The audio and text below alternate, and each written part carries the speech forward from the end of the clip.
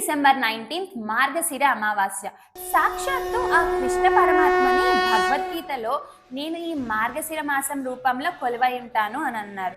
మరి నేను చెప్పే ఈ 4 స్టెప్స్ కనుక మీరు ఫాలో అయితే మీ కర్మఫలాన్ని, మీ పాపాలని, మీ మీదున్న నెగిటివ్ ఎనర్జీని ఈజీగా తొలగించుకోవచ్చు. ఒక ప్యూర్ సోల్ ఫామ్ లో 2026 లోకి అడుగు పెట్టచ్చు. ఫస్ట్ స్టెప్, ఒక బౌల్లో మస్టర్డ్ ఆయిల్ తీసుకొని దానిలో మీ నీడ పడేలాగా చూడండి, అది పక్కన పెట్టుకోండి.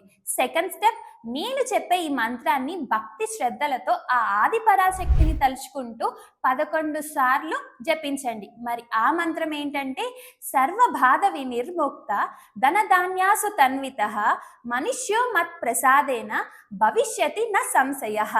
థర్డ్ స్టెప్, ఈ బౌల్లో ఉన్న మస్టర్డ్ ఆయిల్ ని ఒక బ్రాహ్మణుడికి మీ గోత్రనామాలు చెప్పి దానంగా ఇవ్వండి.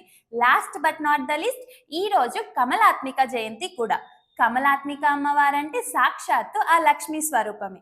ఆ రోజు ఉదయాన్నే లక్ష్మీ అమ్మవారిని అర్చించి మీకు తోచినంతలో ఎవరికైనా ఏదైనా వస్తువుని దానం ఇవ్వండి.